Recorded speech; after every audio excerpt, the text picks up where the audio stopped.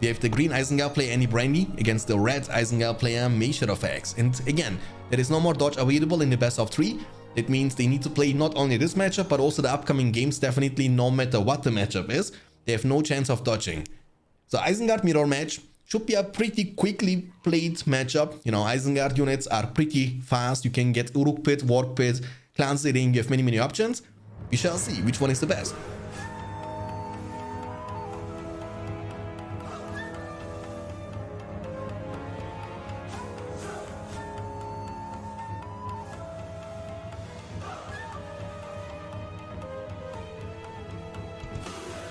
Isengard gifted MRTLG for a subscription. What a monster. Isengard gifted a tier 1 sub to MRTLG4. They have given 33. Thank you very much, my friend, for the gifted sub. Really means a lot. Another one. Oh my goodness, man. Thank you, thank you. Isengard mirror. Yeah, of course, it's a celebration for Isengard.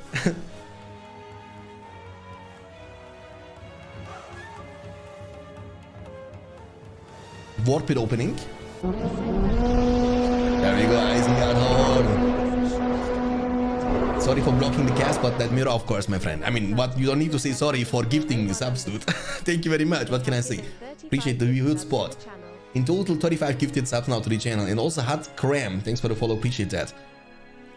Alright, so it's an Isengard mirror. We have actually a Warp Pit opening for both the players at the same time. So we will, at the beginning of the game, definitely get the chance to see plenty of Warp packs. And later on, we might definitely need to see some Uruks, especially Uruk Pikemen are required in this matchup to be able to deal with the harassment. And you know what I think about this matchup? I believe that going for the long game means you need to get Lords on the field or Sharku. You know, investing money into heroes early on is gonna pay off big time later on. So basically, if you get the Lords early on, you can actually get him to level 5 for leadership. And remember, Isengard faction's only possible way of receiving leadership is Lords all alone. Wait, can you still play BFME 2? Yes sir, you can play BFME 2 still online by using a third-party application which is called Game Ranger. So basically it's a free-to-use free-to-use application. You can download Game Ranger. It will detect your game and will give you the chance and the option to play with others in multiplayer. So harassment, but MeShadowFX is more defending than harassing. That's gonna be a good situation for Andy Brandy. Rebane has been used. And another gifted sub. Oh, this one was delayed. That's what it is. This one was delayed. Thanks for 3 gifted subs in total, Isengard. Appreciate that. Means a lot.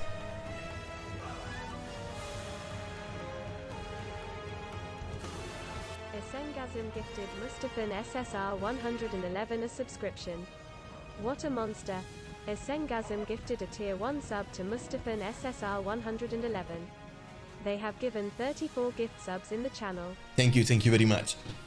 Okay, so what is the plan? The plan is, I believe it's looking better for Andy Brandy, but it's too early to say that. We have 350 command points in total for MeShadowFX versus 350 command points also for Andy Brandy. They have both almost nearly 1 power point collected. It's actually like looking in the mirror, it's pretty identical. The crossbowmen, though, they have no defense. It looks like Andy Brandy is gonna eat them alive with the war packs. D-Mac is also on the menu. D-Mac, welcome. Glad to see you in the chat.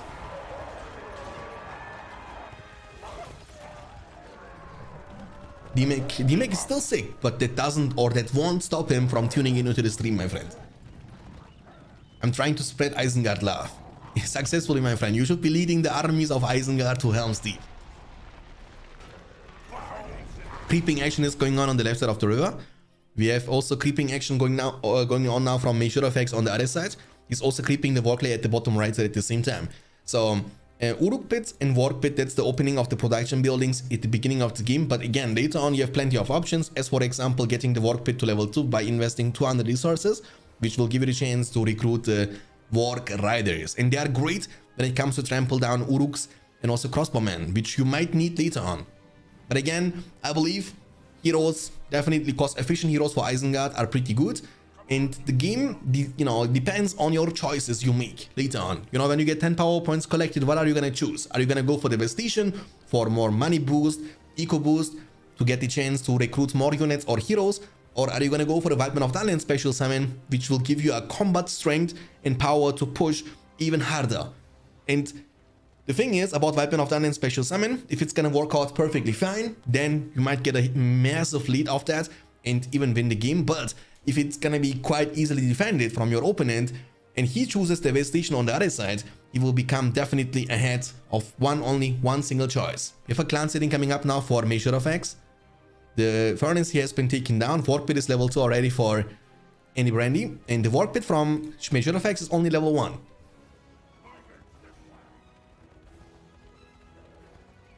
Shanks go ASMR. Say no more, my friends. Okay, let's go for Valinorian style, shall we? On the right hand side, we have the red Isengard player Measure of X. He has now the creeping upgrade on the fortress to get a lot of vision control. And on the left side, we have no creeping upgrade yet, but he is leading to the north. Sneaky attack is coming in clutch now from Measure of X from the bottom right side. He has one Uruk crossbowman and one Urukai pikeman. That's so cringe. That's so cringe. All right, clan setting level 1 only. Work, dude. I can't. I can't. All right, he's moving now from the bottom side. Crazy Hunter, welcome. Okay, so he's creeping. That's, by the way, Measure of X is creeping the trolley at the top right side. That's pretty good though, because you will get the chance to capture this. Oh, now my voice is gone because I was trying to imitate. Now you will get the chance to capture this output, or in rather, and recruit the Black Orcs. And remember what the saying is: once you go black, you never go back. So going for Black Orcs is actually a quite decent strategy for Isengard, because they are cheaper, way cheaper than Uruks, but almost as strong. And Crazy Hunter with the primers for 9 months already. Our baby Crazy Hunter is officially born, and we will call him Crazy Shanks, okay? Crazy Hunter 96 just resubscribed for 9 months. Ahoy, hi community. Okay, I can sub to this, dude. 1 sub, 1 minute of ASMR. Yeah, let's go for a sub. What is this called? Like sub baton or sub marathon or whatever they are calling it. I see big streamers are doing that always, you know? Like 1 sub equals 30 seconds more stream. Dude, can you imagine that? They are selling 30 seconds of their stream time for 1 sub. Dude, what is this payment, man? That's crazy. Easily defending here around this side. 500 command points available for Measure of X and 625 for Andy Brandy. He has 5 power points in the bank after the War Chance and Creepin. XX Metal, thanks for the follow, appreciate that. Welcome up, you're gonna enjoy your stay. And we have action in the middle, 650 command points available for Andy now.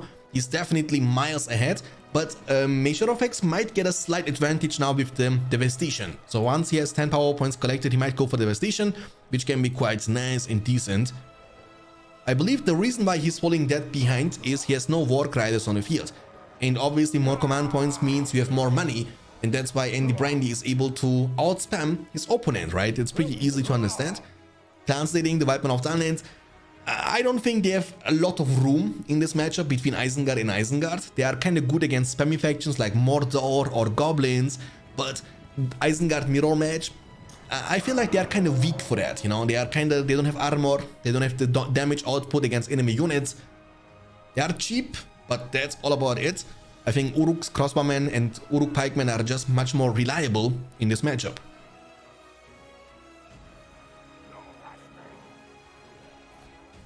Alright, D-Mac, that sounds actually like a genius idea. Okay. I mean, he's kind of in a defensive situation, right? He's barely able... Oh, the builder! Not the builder! Not the builder! The builder is getting actually away. Ash, Rise of the Witch King, welcome my dude. Thanks for tuning in. The builder is actually getting Yabba Dabba Doo out. We have also Black Orcs up on the field now from Andy Brandy. He has double in. He will be able now to spam additionally multiple Black Orcs on the field, which will work like a barracks, right? You can pressure this way much easier, and you get like a free barracks, which is always nice. The Furnace level 2, that's gonna be painful. I'm assuming it's gonna be taken down by the Urukai. They are clumped quite nicely, and yes sir, it's going down. That means minus 75 command points in total for Measure of X, and he's indeed not only command points capped, but he's also dropping down below 400 command points after the first 8 minutes. 425 now versus 850, so He has pretty much double the command points as we are talking, which means double the resource income, you know, and obviously that's gonna give him a huge advantage. 12 power points in the bank. He will get to choose the devastation ability from the spellbook of Isengard. Will use it right off the bat, and now he has a hero cooking. It might be Lords. He might even, you know, he could have waited a little bit longer and recruit the White Hand, you know, the White Wizard Saruman instead, but I think Lords is just fine. Lords is just fine. And on the other side, we have also Devastation, which was already used from Fangs. Will be, of course, helpful, but he lost the Uruk Pit, which means he will now lose a lot of momentum, right? And he won't be able to recruit any more units from the Uruk Pit anytime soon. And again, I keep saying it all the time, but I believe those White Men of Dunland, they don't make so much happen in this matchup.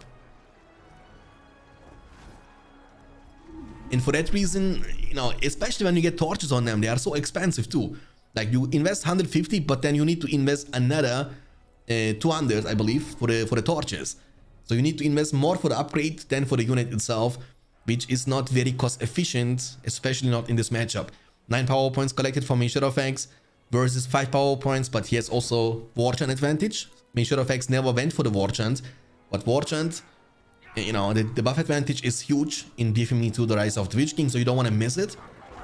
And he's only defending, right? And that gives Andy Brandy such an amazing time of expanding and building additional furnaces left, right, top, bottom. And he will just get the chance to snowball his lead into a victory. I mean, let's be honest, I believe this game is going to be over. And for the upcoming game also, we will definitely have some bets open in Twitch chat, so you will be able to gamble with your channel points. I believe he had no bets open for this game because Alindru and DMAC were kind of too lazy. Oh, there's come. Oh my goodness. White Man of Dunland special summon. He's body blocking nicely. Oh, but one trample is all it takes. One trample is all it takes. Trample them down. Or just disengage. Because a defensive White Man of Dunland special summon is definitely not what you're looking for. It's not gonna turn the game around anymore. And we have in total 9 power points collected now. So you might skip the 10 and go for the 15 instead, but you might also just go for the White Man of Dunland and go for the one massive Lords. The Fighting RotWK. Bets were open. Okay, sorry my friend. Hey, sorry guys. My bad. Alright, Lords is level 2, but Lords is out. Oh no, his corpse on the ground. Someone take this Isengard leader into the graveyard. Shadowfax is actually defending quite nicely though. I mean, not a bad defense after all, even though he's down so much.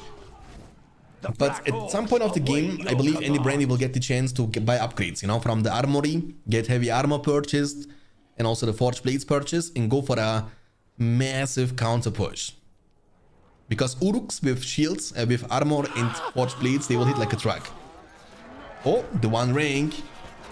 Oh, Shadowfax has the one ring. Trust me, if he would have more command points than 600, Shadowfax is a player who would like to save now for Sauron. But at this point of the game, he cannot afford that. Like, he needs to invest a lot of money into recruiting more and more units. Maybe Saruman could be a nice choice from Andy Brandy. I mean, he has money, right? So it's not like he's down a lot, but he's spamming units all the time. He has double Uruk Pit and a War Pit level 2. And also these inns, right? It means Isengard units, they are extremely expensive. They cost what, 400 each for each pikeman, 400 for each swordman. It means you need a lot of money to be able to maintain double Uruk Pit. Oh, one more trample is all it takes, boys. Juicy situation here for Shadowfax, so not gonna lie. Andy has many War Riders on the field, right? And you know, one easy way to counter that is obviously get pikemen on the field, but you can also just try to get Sharku. Sharku is a great anti-hero. A hero that is anti-cavalry. Cool BFME, thanks for the follow, appreciate that. Welcome, hope you're gonna enjoy your stay. The furnace in the front is gonna be definitely bursted down. He's falling apart now big time. 550 command points available for Shadowfax and 1000 now for Andy Brandy. That's the max. He has almost 15 power points in the bank, which is a massive advantage. And Andy Brandy, you know, a player who plays both the games, BFME 2 and Rise of the Witch King, while Shadowfax is almost exclusively playing Rise of the Witch King. I know when I point this out, Rise of the Witch King players don't like to hear that. They are like, oh, but they're also playing Rise of the Witch King. Of course they do. But I still believe that playing both games at a very high skill level is impressive. You know what I'm saying? It's not to be underestimated. And Sauron is one of these guys, Ave is one of these guys, and also Andy Brandy and also Ectelion are becoming those guys who are able to play both the games at a very high skill level. That's not the first game of the tournament. Many games were played in the past 2 days. Off stream though. I mean, that's the first time we are streaming one of the games in the tournament. Because the group stage is going to be quite messy. We will have a lot of games. I mean, different time zones. So when they get the chance to play the games, they can play the games also off stream, as long as the replays are saved and also posted later on. The furnace here is going to be taken down.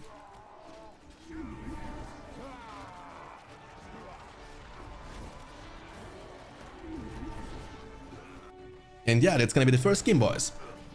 Isengard mirror match. Because now Measure of X is dropping down to 300 command points only. We have 12 power points, almost 13. The thing is, if he chooses to go for the Field of Fires, he will never ever run out of money. And look at this level 3 furnace. It's protecting itself. Has 3500 HP, so it's quite beefy.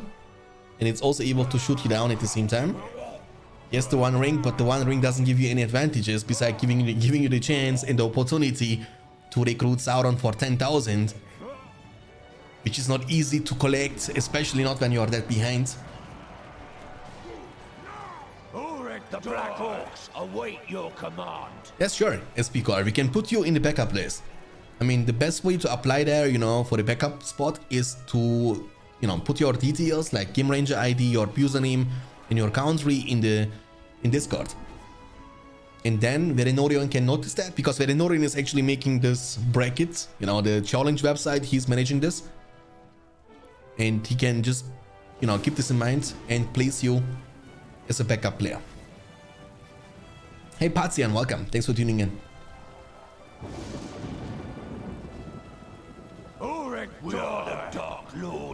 Yeah, you look, somebody quit you so you can play, no problem. And there you go. I mean, there is the bracket in the chat. Smart Yom. You can just take a look into the current bracket to see who is who and how many groups are there, how many people are playing, every information.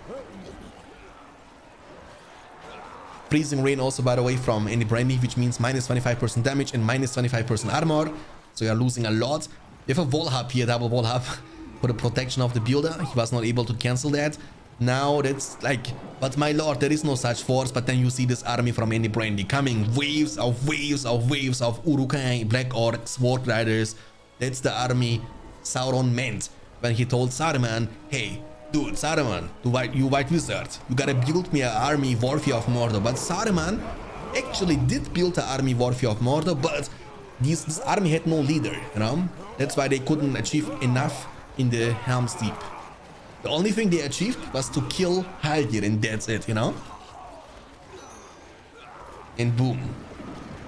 One dodge for each player in best of, yes sir. Angmar has one deadly combo, and that's the Wombo combo between Felwind and Longshot. And if you can dodge this, Elven army will outpower the Angmar army. The Mirkwoods are just too strong. Elven heroes have a lot of sustain, easy way to get leadership, easy way to get debuff. So that means straight up combat between army against army without Felwind, Elves should be able to win. We have the green Angmar player Andy Brandy on the right side against the red Elven player Measure of X on the left side in the game number 2 on the beautiful map Virienziel. 2 Malone trees into the barracks is the build order from the Elven player. On the other side we see 2 males into the Hall of the Kingsmen. So Angmar has plenty of options. You can go for the second Hall of the Kingsmen. You can go for an early Troll and Wolf Den to make a transition easily into the Wolf Riders, or you can also go for Waldor. So you have plenty of options with the Angmar faction, which should be quite easy to be unique, you know what I'm saying? Like, you can choose individually for each situation. What does May have to do to Shanks to win? play better game. You know, you gotta play better than your opponent. That's the one solution to all your problems. If you want to become a winner, then you gotta be better than other people. You know what I'm saying? That's the one thing. Alright, so the builder is actually gonna be used to creep this troll layer. It's a very defensive opening for Angmar, which is okay. You can creep this, no problemo. Easy creeping from Measure of X, that's the way you want to do that. Lure the troll away from the layer, and as he's going back... Oh, he's punching back though. Punch! Oh my goodness, he actually dealt a lot of damage.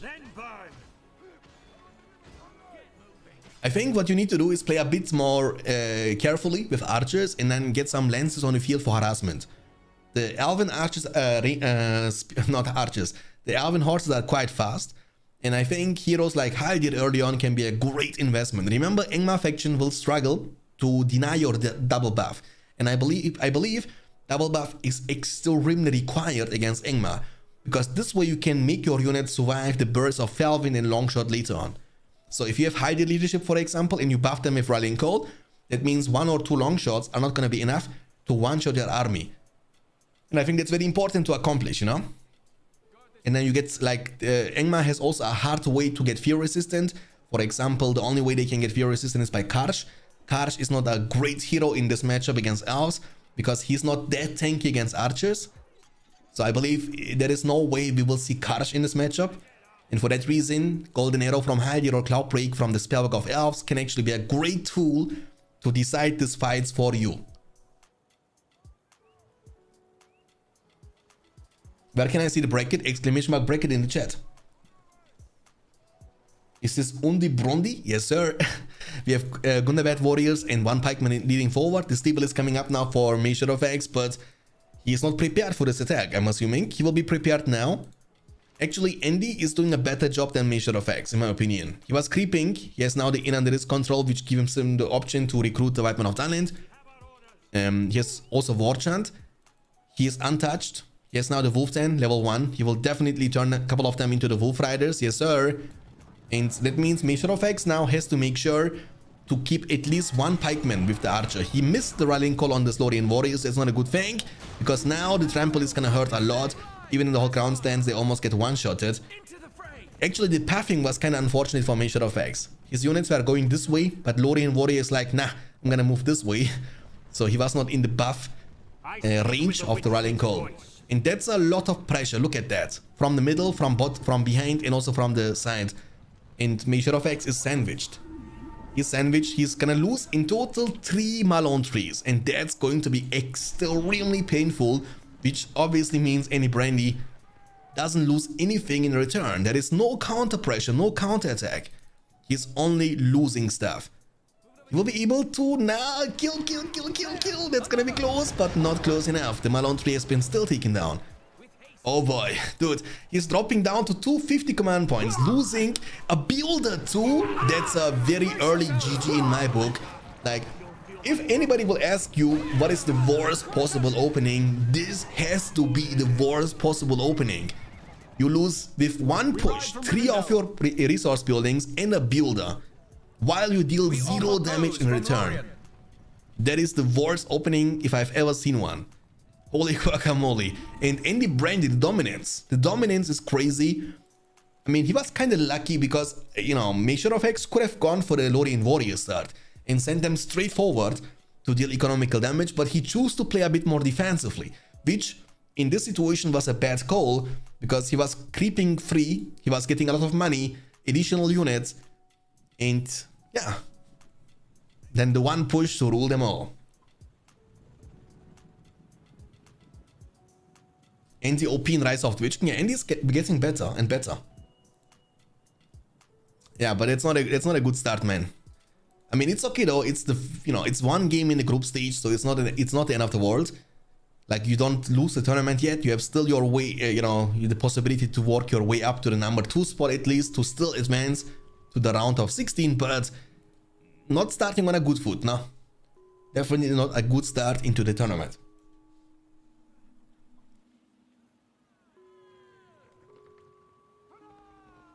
Take it this way. Well, May doesn't like elves, so excuses to excuses to excuses. Hey Gabby, welcome. Alright, so look at the minimap. You can see yourself, right? Any Brandy has a massive lead. 550 against 250. 250 legit means you have only one single Malone tree, and that's the one between the stable and the barracks, and that's it, you know. He has a couple of units around this side, but all he can do is keep camping here and hope that you can heal up and that you can kinda defend. You know, that's the only possible way. Losing this Malone tree is gonna be quite painful. Maybe you can kill the Trial Master. If you can kill the Trial Master, it's gonna be close. Oh, nice. Oh, too late. Yeah. Now he has this one Malone tree. He has not more than one Malone tree at the same time now since the past 2 minutes. What a dominance, dude. What a snowball. Extremely efficient. So I believe at this point of the game, what you can do is just go for, I don't know, like Platinum Monorians, you know, or Pikemen. I don't know. You can just make like 10 units and push, kill the stable, kill the barracks, and win the game. Andy Brandy shouldn't go for like a small harassment anymore, because harassing a player who has nothing on the field is obviously not gonna work. Now the choice is to finish off the game as soon as possible. Don't give elves the chance to turn this around. And what happens if players level on points and decided to, yeah, I think it's in points. So basically, for example, you get a point for winning each game. So if the score is 2-1, you still get 1 point, you know. I will show you guys later on. Damn, $1,300 tournament? Yes, sir. I mean, thanks to Obtain Humanity. Because of his generous donation, it was possible. Oh, what is Mation of X doing? Oh, the Lancers, though, they are getting punched in the face. Big commitment now. Nice splitting. That's the way you want to play against camping situation. You want to split. You don't want to fight army against army because you won't achieve too much of that. Unless you are 100% sure that you can crush his army. But if you are not sure, focus down the buildings instead. Hey, Papa. Hey, Falcon. Okay, so the stable. Or the barracks, the torches on the Wildman of the Unnamed. Oh, now we are talking. Now that's damage, boys. Now that is damage, ladies and gentlemen. Look at that. Oh, that's painful. Formation of X, not gonna lie, that's really painful. Okay, so what can I say, boys? Andy Brandy. Now you can say anything you want about this matchup. You can say Angmar is favorite. It might be true, but remember the first game he lost was an Isengard mirror match. You know? So no excuse there in the Isengard mirror match. He needs to definitely train a bit more in the 1v1 scene, but you know, this is only one single series in the group stage. And I'm sure that Mishra of X can still do it, can make it out of the group stage and manage to get to the round of 16. Remember, that's a tournament in which the top 10 players are being rewarded. It means all you gotta do in order to get a cash prize is reach the top 10, and that's it.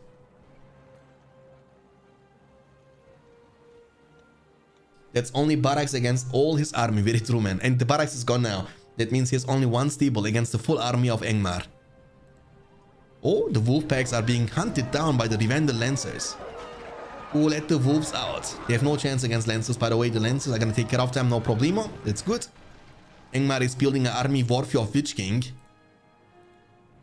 Double Hall of the Kingsman level 1 and 1 Wolfdan level 1. Maybe Walder could be a nice choice to support them with additional leadership to make them a bit more tanky.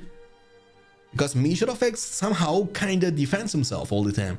He has almost a Miss available too from the spare book. So Miss can be nice for defense. He has no money though. That's the problem. He has no money, dude. Like, he's so poor. He has a statue in a well. That's all he got around the set, around this area. And all he can do really is just wait here to be attacked. You know, that's literally all you can do. Angmar is pushing, building offensive mills now. Look at this layout, boys. Mill. Everywhere mills. 750 command points available in total against 360. That's a huge lead advantage for Angmar player. He's building a wall up for whatever reason. And there comes the big commitment. Is this gonna be the commitment to finally finish off this game for Andy Brandy? Or can Mishra of X still defend himself somehow?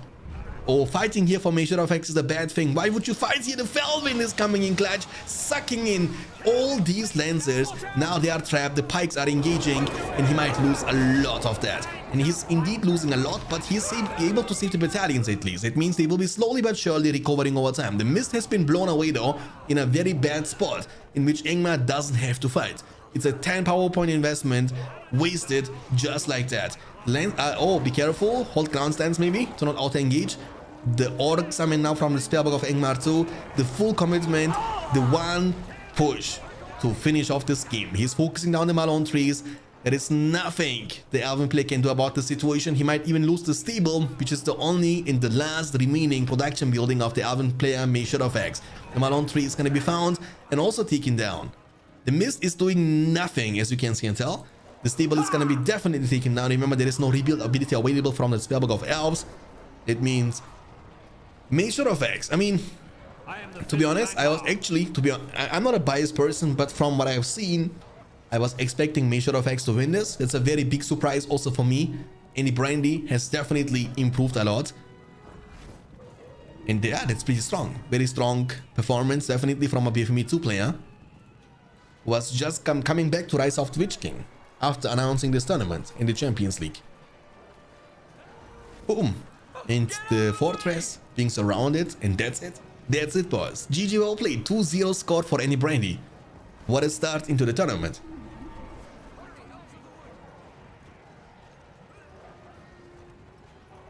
May still can win, but just need Andy to do the biggest throw in the history of Rise of the Witch King. Very true.